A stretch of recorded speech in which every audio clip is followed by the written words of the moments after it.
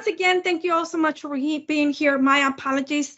Tech problem, it happens to all of us, but we always have plan A, B, C, and we as educators have the whole alphabet ready to go, just like we do in the classroom for our students.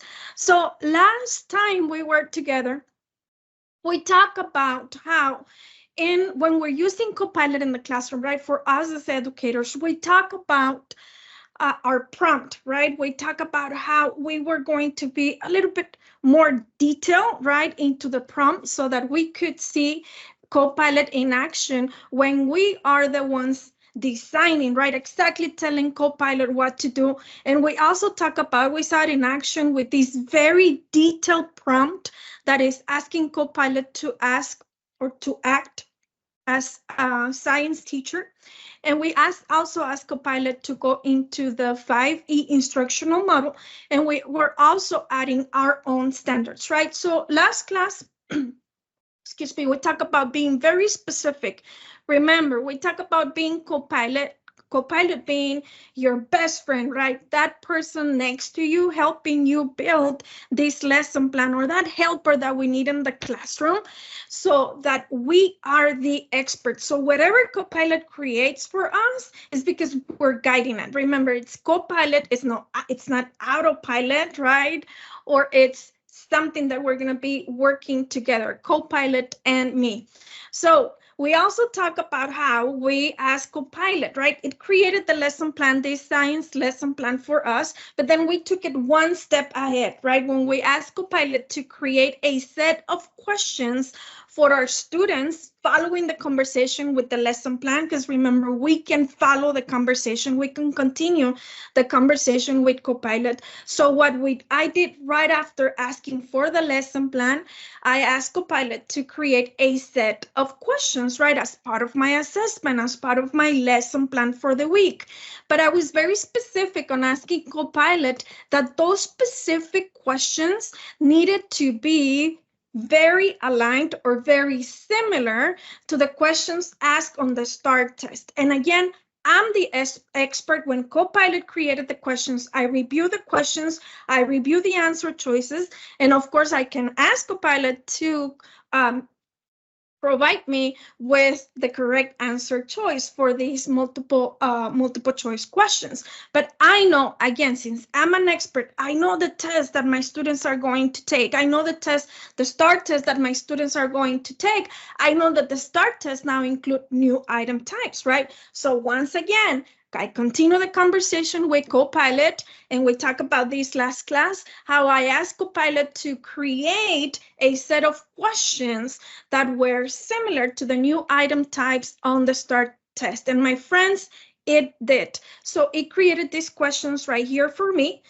And it was an amazing, I studied it, I went over the questions. I can also collaborate, right, with other science teachers, or maybe with your grade level teachers, and ask them, what do you think about the questions? And remember that we're able to download these, or whatever CoPilot tells us, we're able to download it into a Word document, and I'm going to be able to make edits if I need to do so, right? So again, because I was like, okay, yes, it's perfect that we're practicing for the STAAR test. We have multiple choice, we have new item types, but I also want my students to practice the language domains, right? Because majority of my students are English language learners or my emergent bilinguals, right? So I took it one step ahead, right? One more.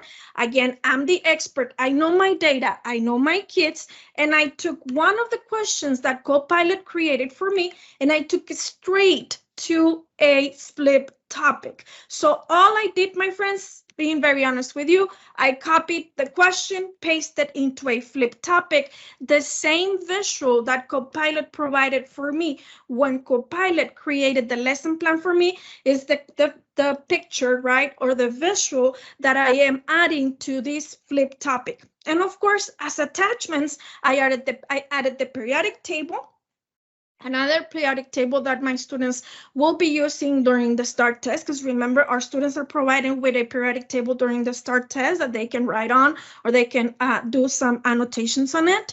And I also asked CoPilot to look for a YouTube video, a very specific YouTube video that it's, again, aligned and on topic on what I'm doing with my students about the student expectation, right? Which in this case is my students understanding how the periodic table works, how it is complemented. So I asked CoPilot to look for a YouTube video, which I also added it here as part of the attachment. And remember, every time I create a topic in Flip, I always ask my students to script before they speak. So we script things that I did in my classroom. I asked my students to script on paper if they felt more comfortable doing so. I also asked my students, if you are scripting on paper as part of, let me just turn on the notifications because it's time for my kids to text me. My apologies if you heard those notifications. So I asked my kids, if you're going to be doing the scripting on paper, which is totally fine with me, when you're about to finish your Flip video, take a picture of your script, because remember, the Flip camera allows you to do that.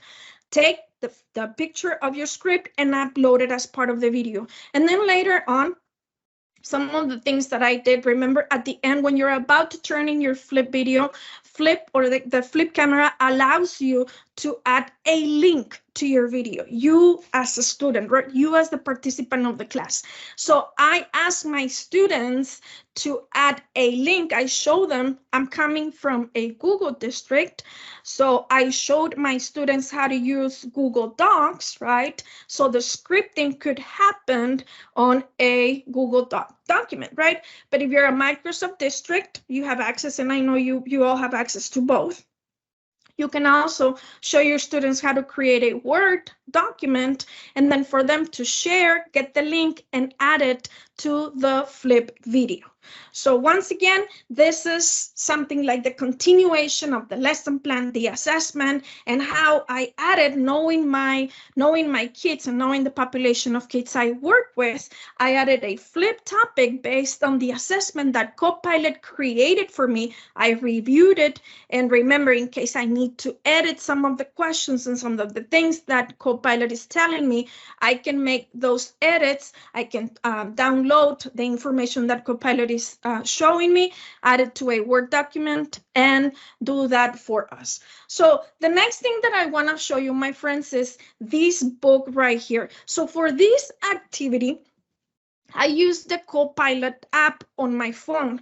Remember at the beginning of our series, right, on class number 1 or session number 1, we talk about downloading the app to our mobile phones. If you have an Apple phone, you can go to your app store, look for Microsoft CoPilot, and you are more than welcome to download the app.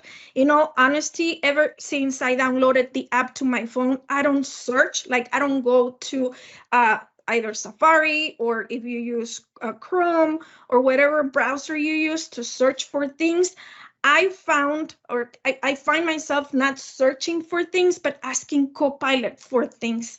And that I've noticed that in me ever since I downloaded the app. So if you have an Android phone, remember that you can go to your Play Store, your Google Play Store. You can download the app. The app is completely free on Google devices and Apple devices.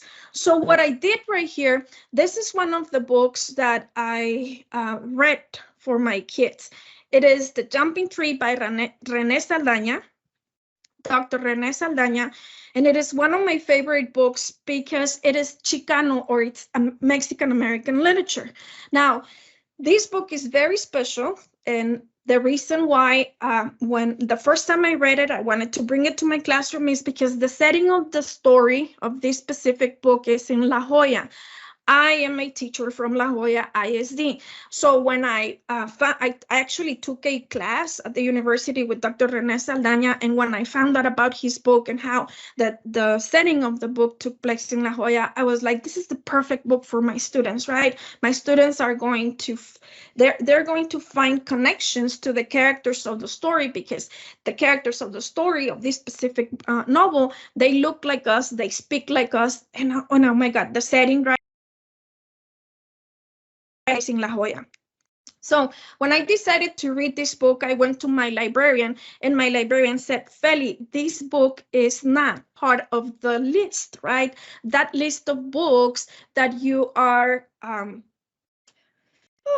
me see, let me find, like every grade level is assigned a list of novels, right? If you are an English language arts teacher, what I'm talking about, that you can read with your students. I mean, I'm not saying anything bad about those books, but I'm not in that specific 8th grade list of books. I couldn't find a lot of characters in those books where my students were making the connections, right? And then I said, yes, we will read that, but we can complement with this. So back then, right, I was, I decided to do it, even though I was like, the librarian said, maybe, Feli, you might get in trouble because it's not part of the list. And I said, I'll take full responsibility. We read the book, right? And we had an amazing time. But I had, when my principal walked into the classroom and I was reading this book, my principal asked me, like, how are you using this? How are you aligning this book to the STAAR test? So back there, it took me a while, right, to I designed lesson activities that were focused to the STAAR test, right, or to the specific student expectation that we were targeting for the week. So when I downloaded the Microsoft CoPilot app into my phone, I was like, let me see what I can do. So I was like, right away, I thought about the book and I was like, this is something that CoPilot can help me with. What if CoPilot would have helped me create activities for my students back in the days, the first year when I read this book? So this is what I did. I asked CoPilot, can you create 5 questions for my 8th grade students? These 5 questions must be aligned to the questions on the CASP the test. I designed and showed this activity to teachers in California. The CASP test is the same thing as the STAAR test. Actually, the state of Texas and the state of California use the same company for the state assessment. But in our place, right, for us here in Texas, we will say to the questions on the STAAR test that every 8th grade student needs to take. The questions need to be about this book. And all I did is I took a picture of the cover of the book. And this is what CoPilot did. And in the next slide, this is a video. There it is. It's already playing. Yes. So that you can see the app in action. So there it is. Took a picture. I added or type the prompt, hit enter or next.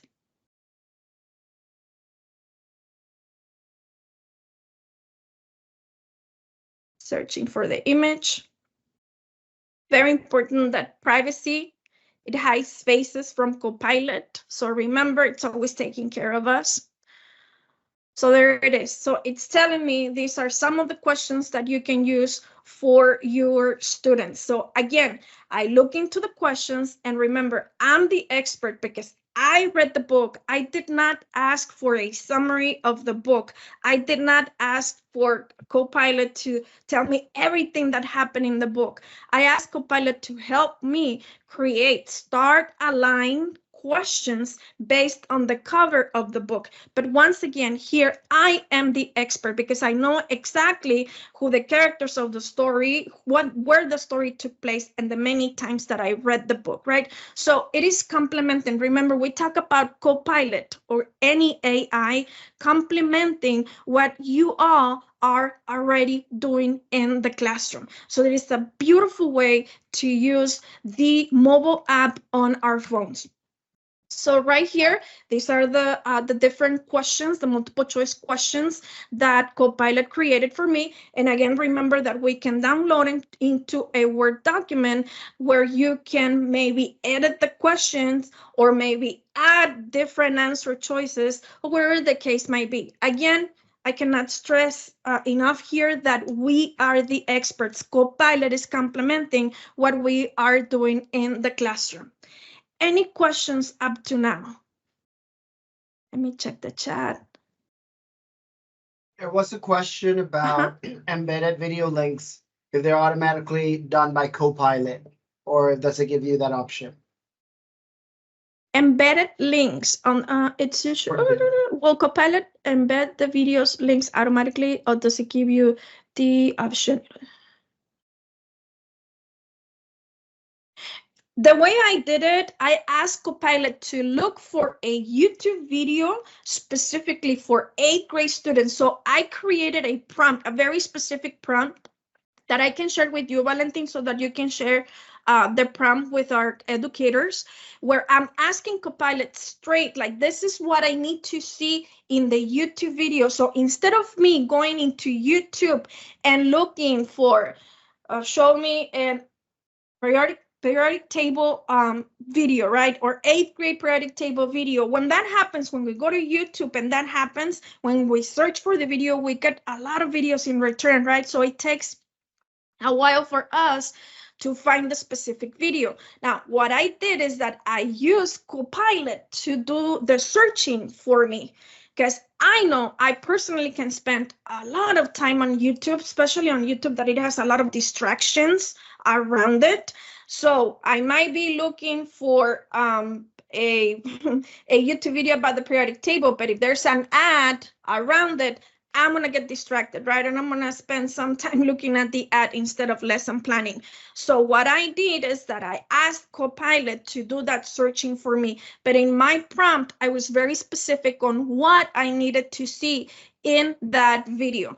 Once, remember that CoPilot cites the information that it gives you in return, right? The output.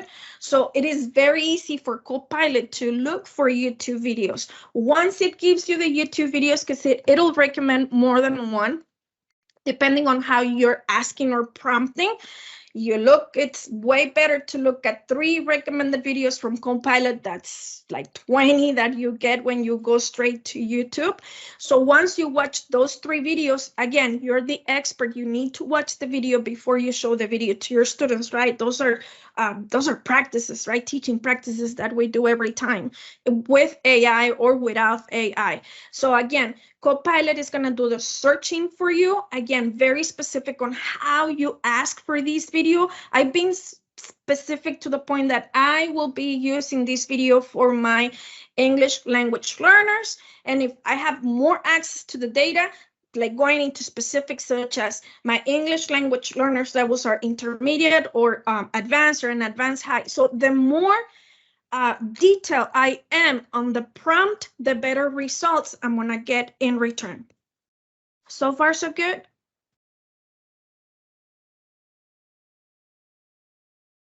Yes, we're good. Okay, perfect. Okay, so again, this is what I asked CoPilot to do just by taking a picture of the cover page. I had the book right here. I took a picture, I typed the prompt, and bingo, right? It gave me the 5 questions or the different questions that I can use for my students. In the next slide, let me go to the next slide.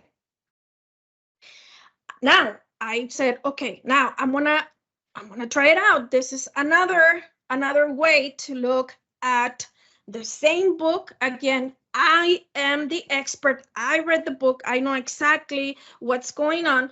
But now I'm going to ask CoPilot to act as a character from the jumping tree and create a set of questions for my intermediate and advanced English learners. I know my students. I know the characters in the book, and I know there's a lot of connection between the characters of the book and my students, right? So I did the same thing, and this is what CoPilot created for me. Again, I'm not asking CoPilot to read the book for me or to give me a summary of the book. I'm asking CoPilot to complement what I'm already doing in the classroom. Could I do this on my own without CoPilot or without any AI? Yes, of course I can, right? Because I'm the expert. Now, when we talk about time, that's a different story, right? Back then, when I did this on my own, it took me a while to create these activities for my students. in our 2 previous classes and in the videos that I showed you today, you've witnessed how fast CoPilot is and how easier, right, it gets when we're able to download to a Word document and do some editing. So here we're talking about how fast and how effective in terms of planning our instruction will be. Again, with CoPilot or any AI complementing what we do in the classroom.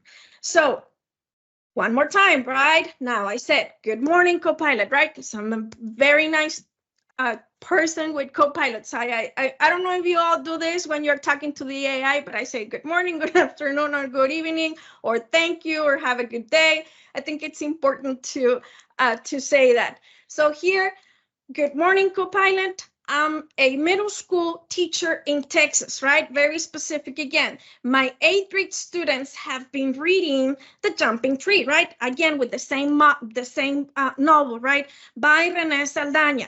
Very specific. Look at how specific I'm being right here. Besides nice, very specific. So, but my students have been struggling to understand the concept of character development throughout the story. Can you recommend some activities or strategies so that I can help my students with this concept? And if we think about t-tests, my friends, right here, because remember, CoPilot can also help us with t-tests. So if we think about t-tests, domains one and 2,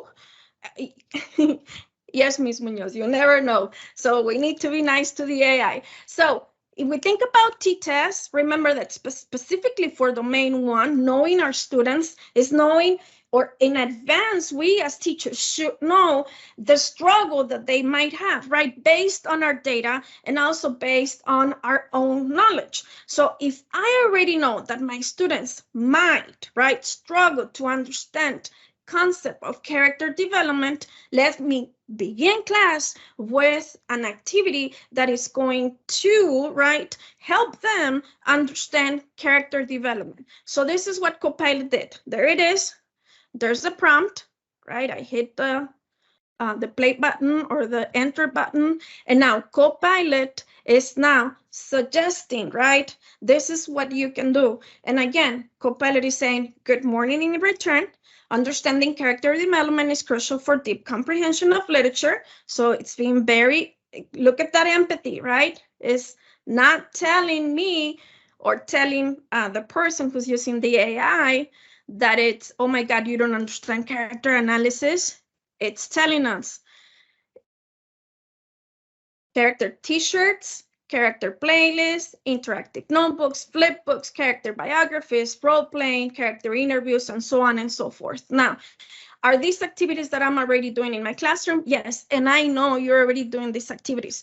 But in the planning, in the lesson planning, right? And again, just to be more efficient when we're lesson planning, where we're thinking of ideas, some days, sometimes, right, we're like, I don't even know what to do anymore. These kids seem to not understand what's going on with character analysis. So exactly, working smarter, not harder, right? So maybe an activity you're like, oof, perfect. Maybe for first period, I can use interactive notebooks, but maybe for my 4th period, maybe where I have my advanced and advanced high students, I can use role playing, right? So again, you're complementing what we're doing in the classroom. And here, just like Ms. Garza said, we're working smarter, not harder.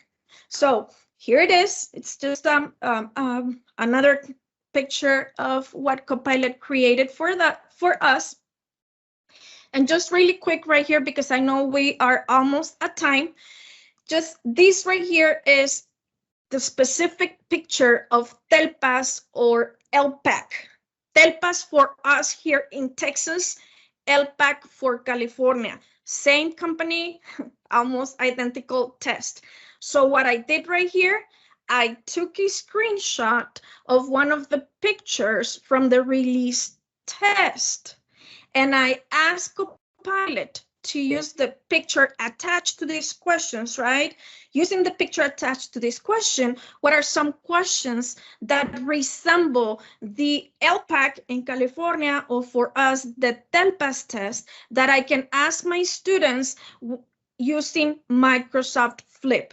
My students are all emergent bilinguals, but I took a picture exactly from the release test. And this is what CoPilot did for me. And all I did, my friends, I took that picture and I added it into a Flip topic. You might be thinking, why Flip? To begin with, I use Flip because it's free, right? And we as teachers love free, but to me, it's the perfect app to practice all the language domains in any subject area. And now the main idea here is that we can app smash, right?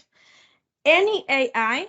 In particular, I love what you can do with CoPilot with Flip. So it's all about app smashing and sharing our ideas with other educators, but please remember that we as the teachers are the experts. And I know we're at time, Debbie, and I don't know if we have any questions from our audience. I know they think what you just showed with the TELPAS is like amazing. They're all like, wow, seriously, that's amazing. Thank you. And then John is asking, so long as we ask it to emulate a particular test, it will do it?